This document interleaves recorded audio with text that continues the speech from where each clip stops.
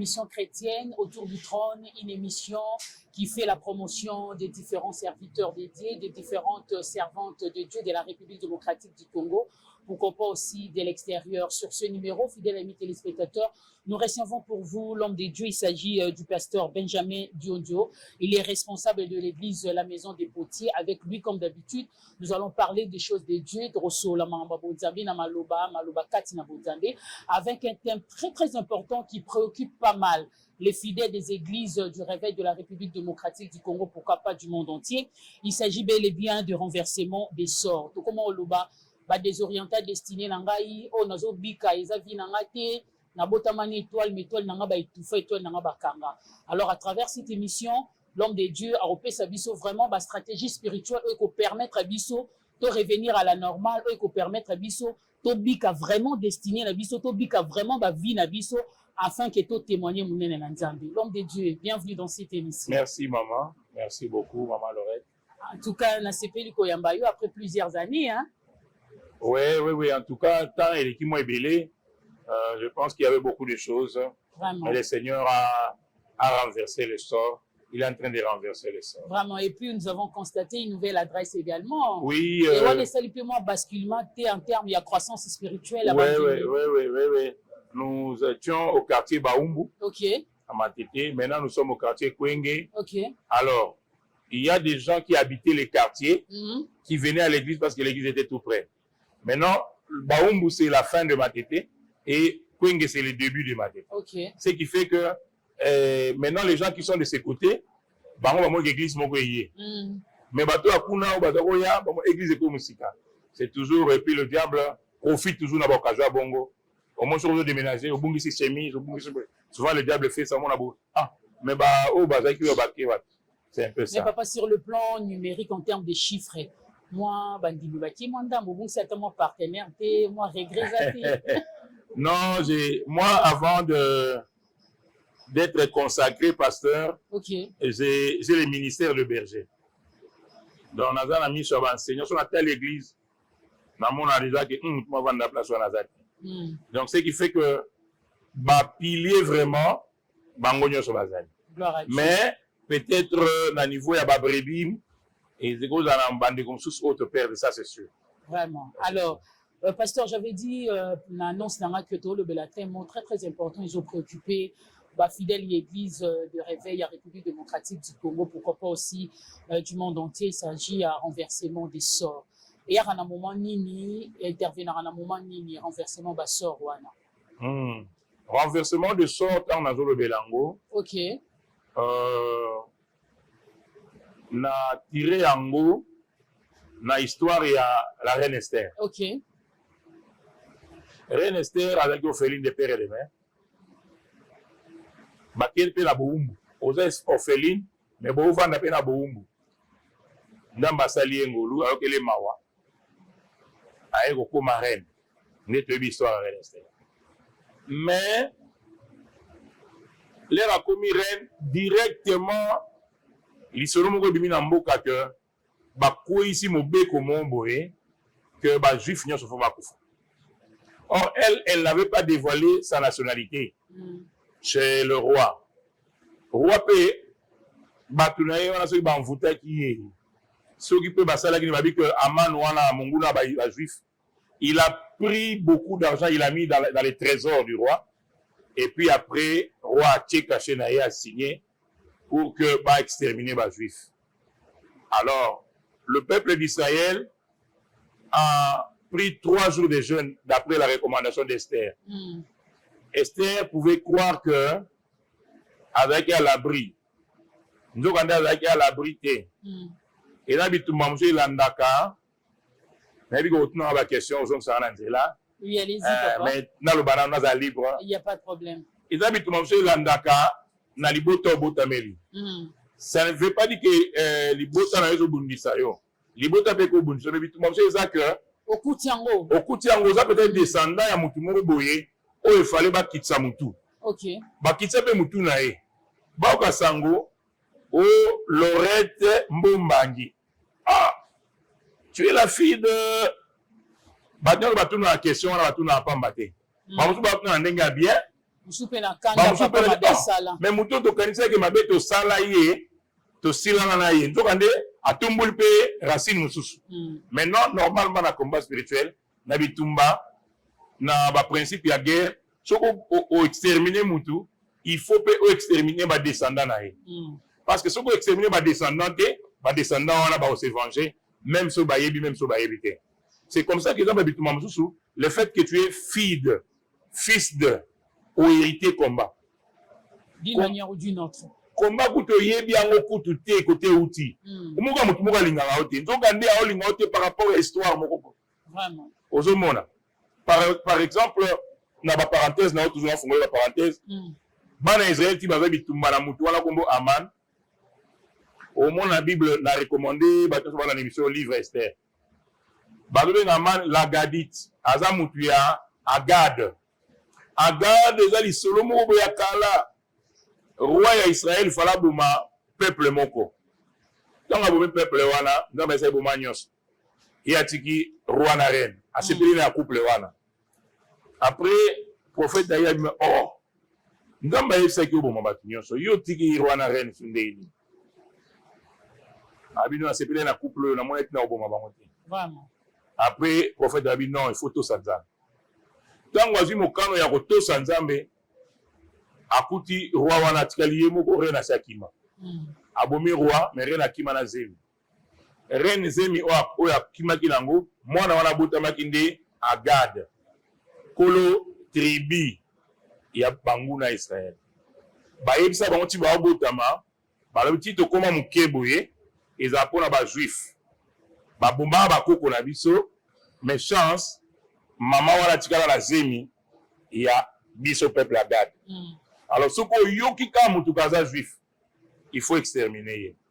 C'est-à-dire que Mardoché, Esther, ba hérité bitumba. O ba on va hériter mutu moka Mardoché monaka mutu moka chef moka c'est planète. Donc on est héritage bitumba. Esther, malgré comme reine, azaka à l'abri comme aza juif parce que dans la mutu moka botama munguna il y a peuple de Dieu, il faut payer babou pe Esther. Tu vois un peu. Et peuple d'Israël, bah ça qui 3 jours de jeûne. Dans le bas toujours que na ba jeûne nyonso, kokila nyonso, kokila le qui a 3 jours à sec ezalate. Mais yango na pe na mona pe koma pe ko perturber pe na ozongela ngo. Bombela na question wana. Allez-y papa. Alors ba kili ba olela ba za osala ndeni. La Bible a confirmé que ba lia répété. Ouais ouais.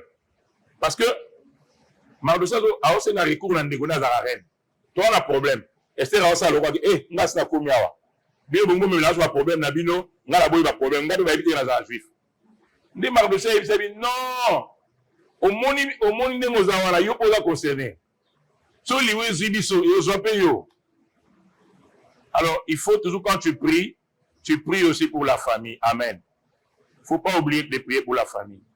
Parce que bitumba ezine de komo kwa famille et ko joyeux pe. Et puis ceux qui les cambrent dans la famille, oh va passer dans le thème.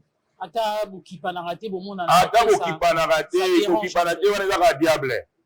Normalement, les frères il faut quoi zo balancer mon ami moko lobi, amour, tu te caches dans les cœurs des croyants. Au mona boye, o lingara on de gona yo mais ça dans ça on dit boyo kanate. C'est le diable seulement. Donc ceux qui ne connaissent pas les kama tu seras aussi touché. C'est comme ça que Mardoché a convaincu Esther. Alors Esther a jusqu'au rôle qui reine. Ndégonamina comme reine, comme on dit. Abi Mardoché, il y a bisa ba juif nyos. Biso sur 3 jours. Il y a prière. Moi je vais voir le roi pour résoudre le problème wana.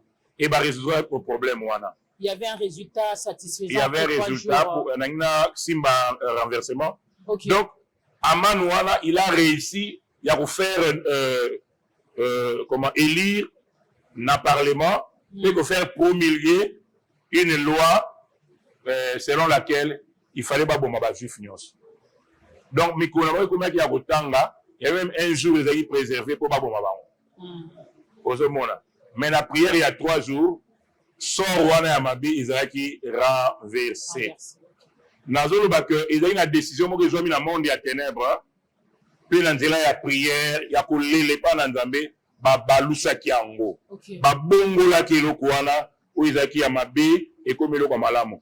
nazo utiliser nazo on a dit que la question belé na opeso maloba donc nazo utiliser Genèse chapitre 50 verset 20. Vous avez pensé me faire du mal, mais l'Éternel a changé cela en bien. De ce nous doit comprendre makamna le bâti akangaka yango. Donc nyonso bakana ki basala biso mabe et bon na malam. Même na RDC et bon makam malam. Bandambula oyi bandi muni bandambule bandi baba makam. Ba makam o ba kidnapper. Oh banani, oh ane, quand le fungule ziki, oh boina boina, soana, monde à tenir les autres, il y a RDC. Mais Nzambe a bongo lango, tout aussi Sambula au 2023, Naelonga, puis au code 2024, Naelonga. Mutumu kwa mona abandaki janvier na 2023, si le lo a mona clarté, na oye sayo ke ba triquer.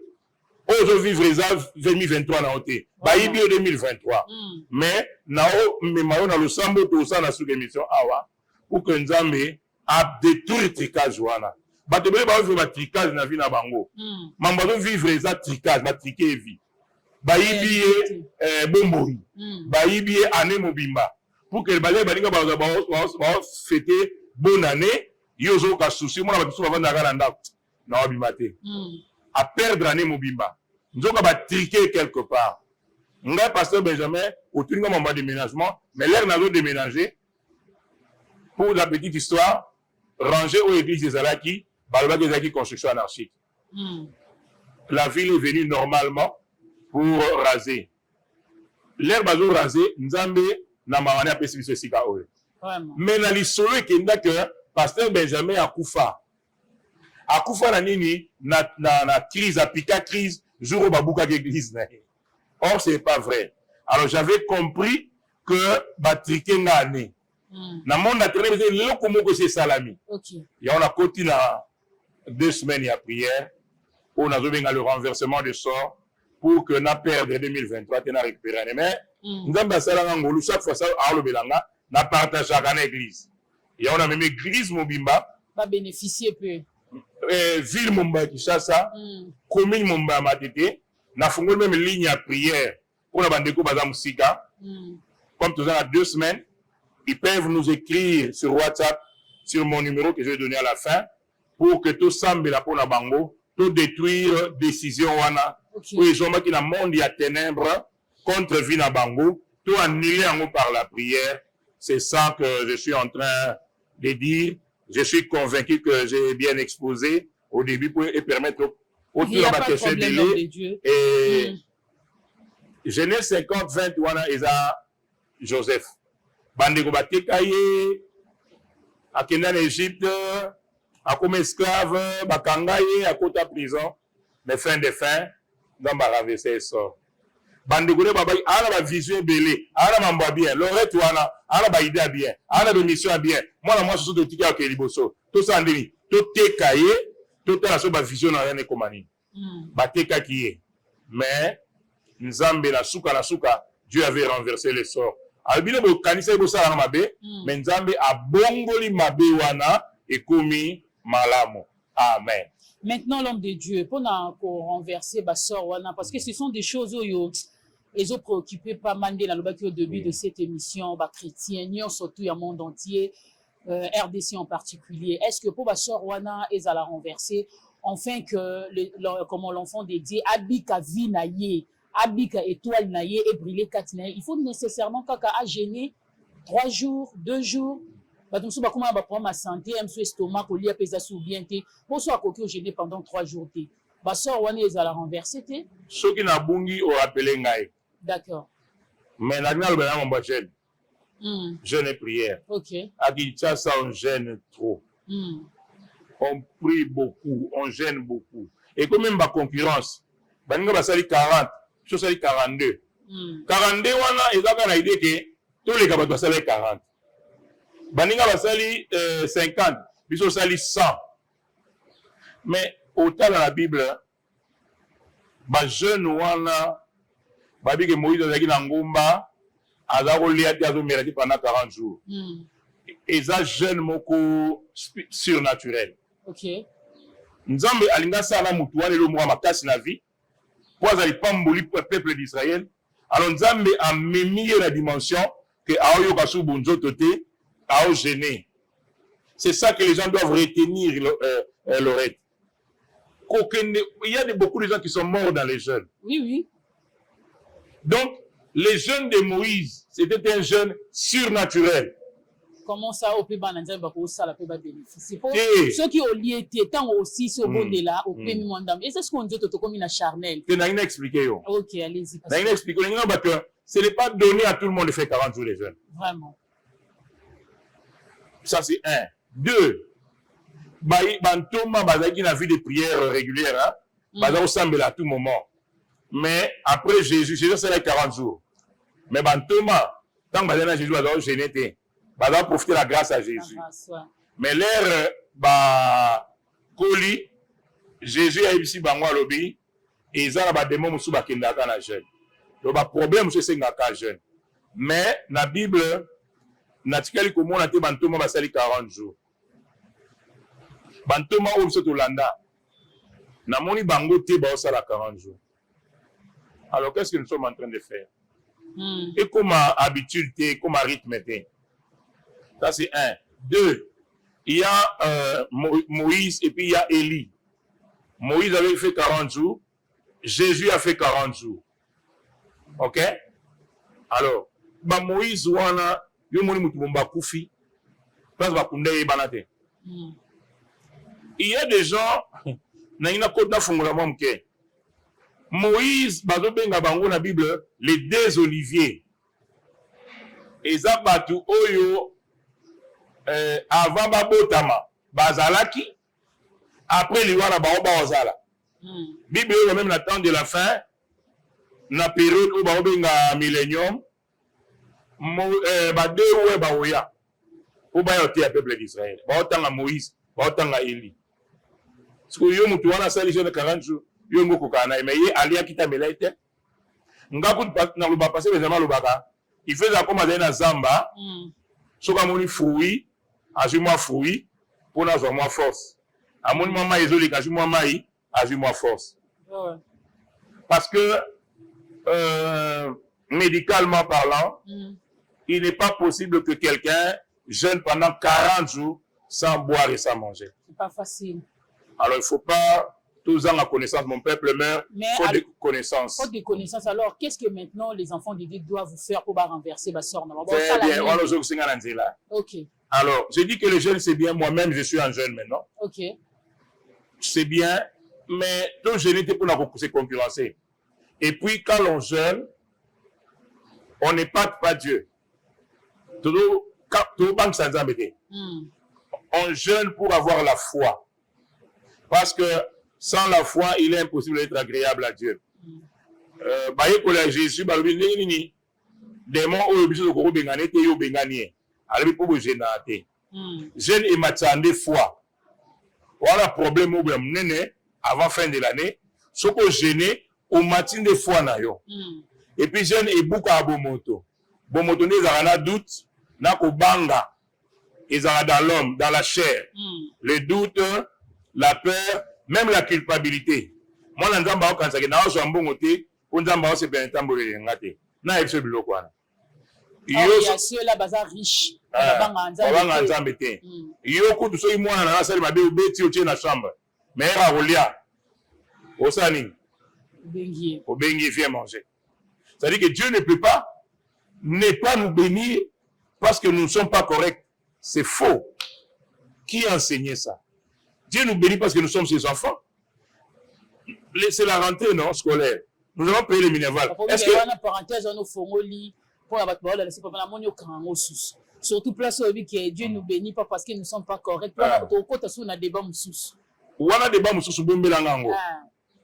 Dieu ne nous bénit pas parce que nous sommes corrects. Parce que la bénédiction. Il y a beaucoup de gens qui ne sont pas corrects qui sont bénis. Bénédiction, oui, là c'est seulement que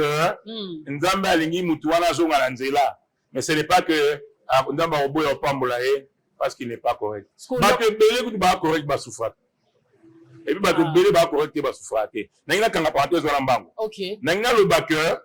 je vais payer le bénévole de mes enfants c'est pas parce qu'ils sont corrects.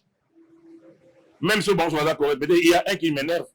À tout moment. Mais je peux se m'énerver. C'est une affaire de responsabilité. Dieu, c'est notre Père, il est responsable envers nous. Ok? Alors, je disais que jeune, Ezo Buka Bomoto, et Tombola Bonzambe, on a quatre Bonzambe Zali. Quand il a créé Adam, il a soufflé dans l'homme. L'homme est Dieu, petit Dieu. Tous sont capables de créer ma caméra, le peu salami. Mais Hermo, tout comme on a doute, tout comme on a culpabilité, on a autant de culpabilité. Doute, peur et culpabilité. Or, c'est ce que je crains qui m'arrive. Ça, c'est un. Et puis, doute. La Bible dit que ce qu'on le dit dans Gomba et ce qu'on doute est évoqué. Or, doute n'est pas péché, ce qu'on vivant en et puis, culpabilité. On a le bac, on a beau foncé pour là. Ce n'est pas parce que quelqu'un est mauvais que Dieu ne le bénit pas. Il faut d'abord enfant de Dieu. S'il a accepté Jésus, il est enfant, comme il a droit envers Zambéwana. Alors, qu'est-ce qu'il faut faire? Est-ce qu'il faut se gêner? Non. Il faut d'abord prendre conscience. Voilà. Moi, si je vais changer moi dans la Bible, l'air à l'amour, quoi moi dans la tête. Si vous avez fainéante, ah bébé, attelle peu bien, moi dans la tête. T'as la vie non bien. Au monde qui on les a vu non tête. Vie non normalement fallait pas être à la bongo. Vie non normalement fallait pas être à la bongo. Lorette a ébani nani devant le trône, émission autour du trône, émission ébani, Lorette a ébani. Mais moi je te dis aujourd'hui, dans nos comités dans le niveau d'Ambazelo, il y a une photo renversée sur le combo. Oui, on a le bâti, papa. Tu sais en quoi faisant exactement? Parce que c'est chaque année, si on a comité, on a place à la télécelle. Oh, vraiment, papa, tu comment un peu désespéré. Parce que chaque année, c'est toujours les mêmes choses, les mêmes histoires. La monotonie, tu as bien la minimum mabé. Tu as génie. Je me suis rendu compte que ngai na obika vie na ngate on na obika ils a vraiment désorienté destiné ngai. Faut pas obika vie en papa, mais toi l'envoie briller. Nous allons faire exactement. La prise de conscience. Très bien. La prise de conscience. Oza moumbu mo c'est bien la boumbu. Non. Et ça ne va pas yoba ça va. Parce que Benjamin Lobaka mutu oyaza riche. Alors la droit on la semblant d'être pauvre. Moi chemise pour boyer bâti il faut être discret pour mbongo tendete pour préserver. Les riches ont le droit de faire semblant d'être pauvres, mais les pauvres n'ont pas droit de faire semblant d'être riches. Ok, boyo sombelo moins cher ou mais les ressommés on peut tirer le problème. Non, quand ça ne va pas, il faut dire ça ne va pas. Très bien. Il ne faut pas que ça ne va pas, il y a à l'aise. Allez, bon, pour tout le monde aussi. Donc, il y a comme ça, au Vandiwala, au militaire, va bien rébeller, mais tu ne fais rien. Il faut vendre la peine, mais ça, ce n'est pas ma vie. Ce n'est pas que quand on mélange, nous bossons finalement, lobby, on bosse en lobby vient aux ongles. Voilà pourquoi il faut d'abord prendre conscience. Ça, ce n'est pas ma vie. Okay. On a truqué ma vie. On veut me voler une année. Nous, avant de commencer cette prière, j'ai dit à l'église, dans le mois d'août, la moitié année Sili. Donc, on a la moitié, nous avons obéi la bonne année. 4 mois. Donc, obéi la bonne année pour obéir la bonne année. Nous avons obéi la bonne année. Non, c'est que l'année dans le 31 décembre. J'ai fait quoi? Quel est le bilan de l'année? Il faut prendre conscience. Et puis, deuxième chose, il faut refuser certaines choses. Tu prends conscience. Refuser certaines choses, en quoi faisons exactement? Les refusant dans la prière. Très bien. Parce que, Nazongi n'a pas de conscience. Je prends conscience que ça, ce n'est pas ma vie. Il faut détecter derrière ma réalité, Bélia Vinabiso, détecter quelque chose qui est derrière. Vraiment. Et dans le Moumboui, à Sombi Moutuka Sika, mais Moutuka ne comment jamais. Mais on a la possibilité à Somba Moutuka occasion. Yemo babino c'est que nga na la limite que na cause ya mutuka sikate attention na mongo na ngamoko c'est quoi cette histoire là. Alléluia. Parce que on a facilité à zo mutuka occasion mais leur habit que na zo mutuka ya sika oyeye ngala pe mo ndel boso et comme problème. Il faut dans la mise sous Yaomona. Il faut bien voir, il faut dans la mise sur Molimo. Non, ce n'est pas normal. Il faut faire des calculs. Comment j'ai détecté le renversement de sort dans Néo? Quand on est arrivé au mois d'août, et puis ce qui s'est passé avec moi, quand les gens disaient non, pasteur Wana, les babouks église n'a appliqué crise à Koufi. Mais d'abord pour prendre pour l'enregistrer, il y a comme un problème. J'avais commencé à prier pour nous appeler Sika. Et si que ce monde en a été dans ma vie. Quelqu'un me disait, c'était ma femme, alors yo nzamba lonio na matete. Pose une bénédiction pour la circonstance. Si quoi aucun de déraciner yo, aucun ma lemba sundani. Aucun ma limité sundeni. Nde maison mon na te madame. Abi et comment na kaka. Papa, maman. Et si koyo avant to zwango mutazaki ate. To kuti église te. Vraiment. To kuti mutite to kuti ka sero mo ka zo fanda na kwa wana. Nanda kuana. Le pas munene boye ba passer ba monango te, ba apôtre ba monango te, ba parti politique ba monango te, ainsi de suite. Mais pour na to monango na souffert.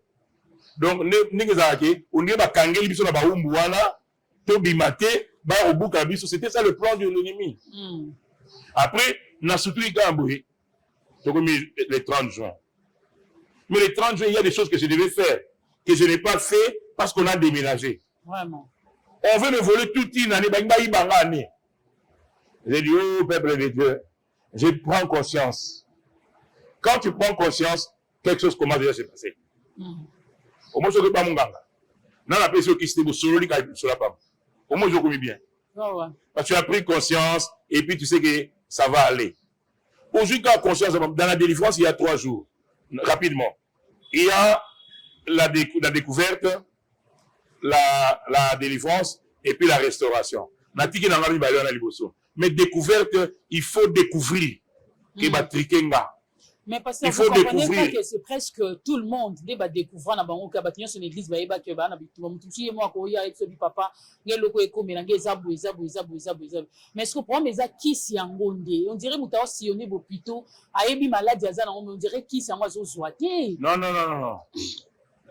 Parce que vraiment on peut cet exemple le problème c'est comme la maladie du sida. Mais qui si nango ntie bazo yangote. Ba on mela na bango mais qui c'est exactement tamelika pour soulager mais ayebi ke na obika na ngate na qui. Wana lorette ngo tsaka nzamba bongwani. Nzamba bongwani na été. Nzamba bongwani na été. Peuple mo ba condamné à mort on a date ali wala ba moyebani. Et puis na prière à 3 jours échangé. C'est que ba prière je dois prier na ba principe. C'est compliqué. Na ba principe. Na bombi yango pour na obelango pour na dévier le message d'Angate. C'est-à-dire, la prise de conscience, donc découvrir les problèmes. Et puis, 2, il faut maintenant, détruire ça par la prière. Yango, nous sommes en prière pour dire, Seigneur, ça, ce n'est pas ma vie. Moi, c'est mon corps. Petit pot, prier sans cesse, on finish. C'est là, ngai natanga na école du ministère. Dans la banni jeune serviteur, une école du ministère général Sonic Kafuta Rockman. Azaro il s'est lobby. Ce qu'on semble ba aveugle, ba 10 et 9 ba monité, il y a problème na autre. Problème na yo za oyabiki, kumisa nzambe. C'est-à-dire que nous toujours la Satan nzela maman nanga. Ba tuni ba sambela pe na ba principe. OK? Renversement des sorts c'est bien. Peut-être mon amoutouba va l'animer sur la télévision à Biki. Mais mouton va pember dans la Biki. J'ai fait beaucoup d'actions dans Bokoyo. Dans sa action moko, la sortie du désert. Frère Moko Ayeka va inviter par protocole la biso. À côté de l'église Mbala Moko, va éviter qu'à nous sala la miba. Mais mouton Ayeki naye, atika la gandengwan. Vous comprenez un peu? À un certain moment, moutou faut, à ça le roi Jacob. La Bible dit, Jacob demeura seul avec Dieu. Loyenge, on a un problème, mais on tamboula, on sait n'importe quoi, on a un problème. Il ne faut pas que nous ayons un problème à l'assemblant. Et puis, il faut changer un peu ma cambébélé. Vous avez dit quelque chose de très important, tout ça, mais on a un principe. Oui. Bah, principe, on faut avoir une idée au communiquer na libota na nzambe au moins na nzamba ko. Bah, principe, on a dans les vrais jeunes. Très bien. Dans les vrais jeunes, ils ont les nzamba limbisa mais on a problème na mukilo on a problème na batu. On ngo limbisa bangote. Ba biso ko kila libérer batu bana problème na yo. Fongola mutema. Ça mutema ya bien. Pourquoi okanga batu na mutema? Okangeli mutu mutema wangala to yoga na tete to kufa nini yango kaka siko so nzamba lobi ndenge wana osandeni. Et puis dans la kata jeune ozo sambela mais ozo livrer la passion na yo. Or ba passion na yo ne dérange pas Dieu. Mais le problème c'est que okoma faible spirituellement, moyen de dominer le monde d'Abanzambi zate. Si nous ne prêchons pas, ce n'est pas pour Dieu. Dieu est 3 fois saint. Je peux même dire il est 3000 fois saint. Je peux même dire il est 3 millions de fois saint. Atayo sumugi o salir nzambete. Très bien. Okomi salir ka yo. Papa mo boye, ndamba pambolier. Bon azaki na yena mama na mwasi na bien, azusu mwasi musukuna. Awa kanisa ndamba ko mtema pasi. O minyo bolande ko dépenser baksami. Ozaki na ba beau frère moko, okomi na ba beau frère musu ya sika. Okomi na ba belle maman musu ya sika. Dépense bakisami. Tu souffres et puis quand tu pêches, o kita la bonzambe, moyo dominer ezate. Makamuzu ku ndamba o sala ngote mais yo kaso mata bonzambe et yo sala. Alors, vous voyez un peu, tu disais que par principe, il faut tout ça là les vrais jeunes. Les vrais jeunes dans la Bible balobi libérer ba captifs. Kanisa ba veuve, kanisa ba orphelin, kanisa ba sali nzambe. Et na ba principe batu ba pechaka moi mumba bazwe lote, na butu mumba bazwe lote, mais ça yana tongo, les rabina boboaka bazwaki. Elingi ba batu su ba di sambela pe wana kinduma molimo. Ka yi wana prier mo bimbu baki, prier mo bimbu baki, prier mo bimbu baki. Banzambe partout hein. Boso sko nzamba sali. To banzambe ni na sali. Donc, au sambela mais on même pas la couverture de l'église na yo, on même pas la couverture ya pasteur na yo. Au moins la pasteur azo monoté. Nzokande pendant 2 mois okoma ba pasteur à domicile, surtout ba prophète ya ndaku, o ba mo na 10 000 église ya pasteur ba liango na ndaku. Offrande l'église bazio na ndaku, après yo sambeli. Si le pasteur na yo azangi yango. Après yo sambeli kuna. Pasteur na yo ala papa na yo. Et dans le ton père biologique. Ceux qui achètent-moi une chèvre. Et ça pour apambola yo. Alingi yo. Et puis ceux qui ont la passe yé a yo passe directement. Mais pasteur wana nzela yo passe. C'est peut-être un pasteur moko azanga peut-être tata molimo. Alors peut-être musala ndé moko boye. Ningeza boye. Non. Avec la lien moko te na yo amona yo ko client ne ba foka amona so client. Au moins l'avocat likambo ngesi là, mais avocat yé moko anda umisa oh, kaba problème nini? nga mo bela juriste, so ba avocat ba na ndamba pambola bango, mais za ba avocat musu. Au moins avocat na ko mo umisa likambo. Pour avocat ba benga so ba client. Ba médecin na biso ba patient. Ba client. Alors que papa na ya molimo yo za client pour na été. Yo za gros poisson pour na été, tu es seulement un enfant. Mais za la batu pasteur moko bokoli Loretta komi boye après ba prophète moko babimi ba rappeler prophétie na ndaku pour y pesa bango offrande là. Tu vois, mais tu ne pries pas bien, tu ne pries pas avec les principes, prie avec la bénédiction de ton père, prie avec la bénédiction de ton église. Aujourd'hui ba doza ka ngomba. Est-ce que papa na bino a molimo ayebi ngomba wana? Yango mona mutu banda akendaka ngomba oye 3 okuti ka ngomba a changer kana même la balataka kana même chemise parce que ensemble là li banda ya principe ya nzambe.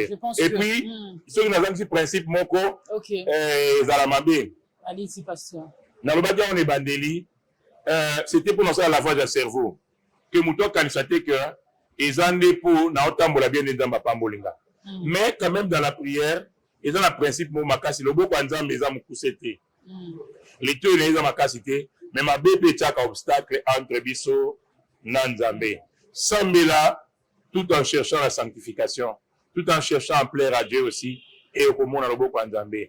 Et toujours dans le principe, bana Israël ba osa prière wana bazo mi bois que la putulu na nzoto et puis bazo bamba grain de sénévé na mi ba olela malobi Nzambe so tiki biso to samba il faut so go sambela o mona batute ya te go sambela ka oncle dans Londres o sambela calculer non nani oncle so ba to nommé premier ministre te il faut le balanzambe ke nazala na mutute Nzamba azala na mwa lolendo na bonzambe kwa sala bombo ino fa sentir que wana mutute très bien wana mutute wana komaka Nzambe ya banzela ebele Nzambe ya banzela ebele Nzambe ya banzela ebele côté les solutions outa ondima te na lobai na Nzambe avant nga na balotia mambo dimanche pesanga signe na zana mutu mwa ko devoir nga beaucoup d'argent sikoyo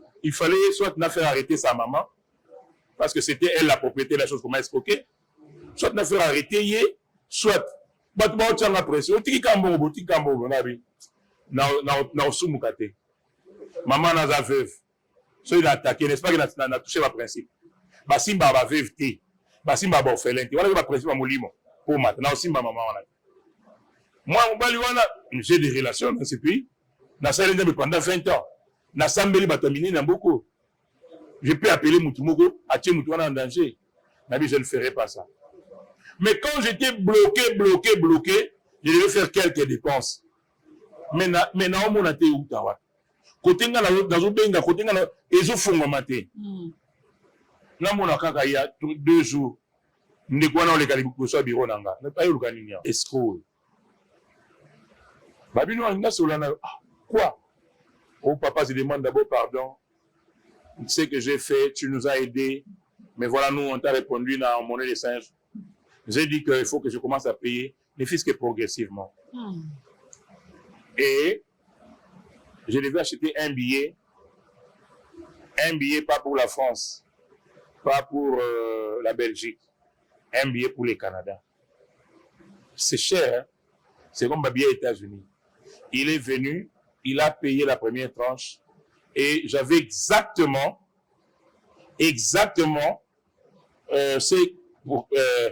l'argent, le montant pour acheter le billet. Mais ce qui n'a qu'à n'isagaye, il y a la période de ba kidnapper. Il y a kangisi mutu après le gambe bongwa. Et comme que non, pasteur Rwanda, tu vois un peu. Si je veux toucher à la veuve, tu vois. Maintenant, parmi les bateaux, il y a la pression. Dieu va s'en occuper. Il faut qu'il y ait Nzambe. Il ne faut pas y oser moi Nzambe, nanda ko bungsi 500 fois. Ou tu n'as que mon maman la laisse quoi 500 fois. Merci beaucoup, pasteur. Je sais que maintenant l'Andavisio va bénéficier vraiment comment pour ça là pour renverser ma soeur. Nous sommes arrivés pratiquement à la fin de cette émission. Ok, j'ai beaucoup parlé hein. Bien sûr. Mais je dis penati na po Isaïe Marambo yo. Il faut vraiment sur Libota Nzambe ba consommateur émission. Kokoko Yemba pour vraiment boucler cette émission au bon délit. Je voudrais m'adresser à ceux qui vont suivre cette émission.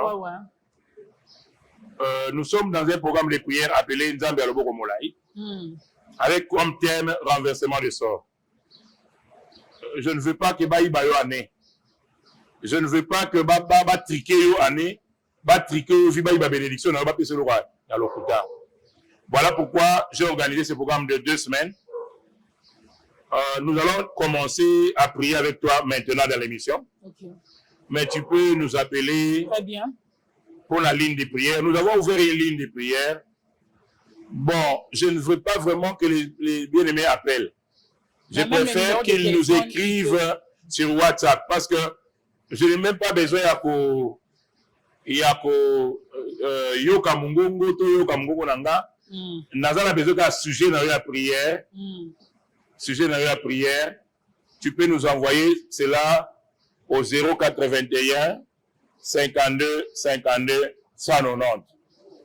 Nous avons une caisse de prière sujet na Yowana, nous-mêmes on va écrire ça à la main. Très bien. Toti Angokuna et l'église va élever les mains pour prier pour ça. Il y a un visa qui est bloqué. Il y a Moutoumou Alaoube, l'année comme malaria comme un hôpital, a triqué, bâti mauvais sort malade comme Soussou. Nous allons prier. Il fallait, tu te maries au mois d'août, mais mois d'août, il y a comme aussi là, bah changer nini, mon bal, il y a raison, Soussou. Donc, Moutounion, au monde à ténèbres, et je lis décision. Pour ça, là-bas, tout ça, mais on a annulé décision à la combo na Yesu. Mais ma benyo so bakana ki basala yo, nzambe abongo lango et comme malamu na combo na Yesu. Alors, si c'est de toi que je parle, si tu es touché, envoie-nous seulement sur WhatsApp le sujet pour lequel on doit prier et ton nom, le nom et le sujet. Nous, on va prier pour ça.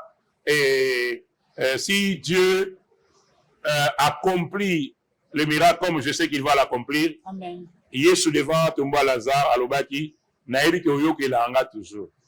Alors, naza pasteur Benjamin, nzambe aibanga bomwana, aibanga bolenge, et l'air a bengenga na yanola kiye, ale aonga ngape na benga kaye, ayanolanga. Amen. Alors, bande ke bele ba olande mission yote, mais bande ke bele ba olandango. Amen. C'est que ça nous a concernés. N'hésite pas de nous écrire, quel que soit le sujet, quelle que soit la requête, nous allons prier pour ça. Amen. Et le Seigneur va t'exaucer. Nous allons chanter. Amen. Et nous allons prier.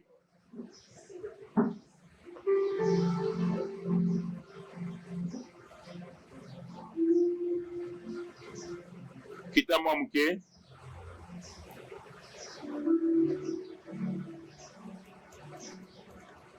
Moyoki lo sambo na beleli yoe oya nolanga papa na pusani pembeni na ye na liziba oye kaukaka te o moyoki lo sambo na beleli yoe oya nolanga papai na pusani pembeni na ye na liziba oye kaukaka te o aba papai na ye na liziba oye zali o Yesu abai aba papai na ye na liziba ngai na ye liluyo na ye na yelele ngai na ye lelo yelele totiki banda kudoye yelele ngai na ye lelo yelele na yelelo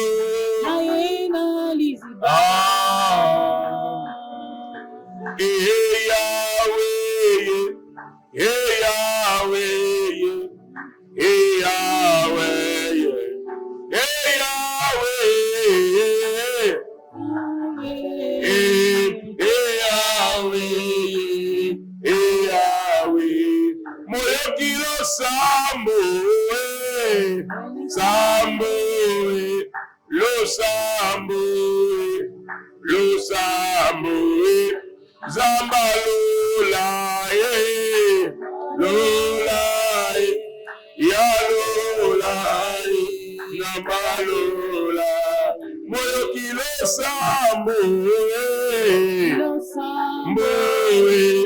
lo sambo wa maombi maombi